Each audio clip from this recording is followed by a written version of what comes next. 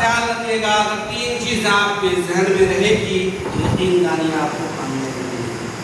3 چیزیں خاص طور سے، اور 3 چیزیں عوام الناس، استاد اور جو ہے آپ کے والد۔ عوام الناس بھی آپ سے سوال کریں گے، استاد بھی آپ سے سوال کریں گے، اور آپ کے گارجن، آپ کے والد محترم جو آپ کو پڑھا رہے ہیں وہ بھی سوال کریں گے۔ کیوں سوال کریں گے؟ استاد کا سوال یہ ہوگا کہ ہم نے تمہیں علم سکھایا تھا، تم نے اس علم پہ کتنا عمل کیا، میرے لیے کیا کیا، میرے لیے کیا کیا۔ استاد کا سوال، والدین کا سوال ہوگا کہ دنیا سے فارغ کر کے ہم نے تمہیں علم کے لیے چنا تھا، میرے لیے کیا کیا۔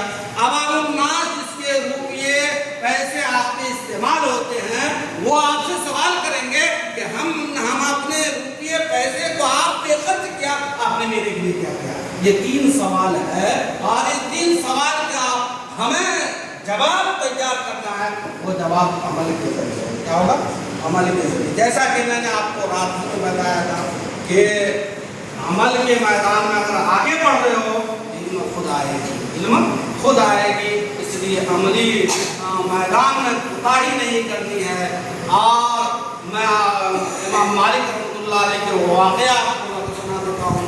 انہوں نے 18 سال تک اپنے استاد کو دیکھا، کتنے 18 سال تک، 2 سال پڑھا، کتنا پڑھا، 2 سال پڑھا، 2 سال پڑھا تو 2 سال میں امام کیا ہو گیا، امام ہو گیا۔ اور بادشاہ وقت کا اعلان تھا کہ امام مالک رحمۃ اللہ علیہ کے رہتے ہوئے کوئی شخص فتویٰ نہیں دے سکتا، اور آپ صلی اللہ علیہ وسلم کو سے امام مالک رحمۃ اللہ علیہ کو اتنی محبت تھی کہ مدینہ کے رسول میں کبھی پیخانہ نہیں ہو سکتا ہے یا اللہ کے رسول کا قدم مبارک آج سے 1400 سال پڑھا۔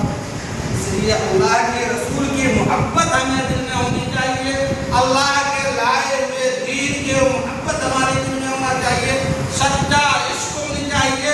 آپ کا عشق کتاب سے ہونا چاہیے، کس سے، کتاب سے۔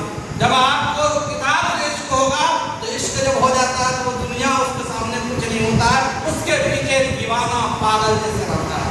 اگر طالب علم کو کتاب سے عشق ہو جائے، محبت ہو جائے تو کیا اس کو جو سجے گا ہی نہیں۔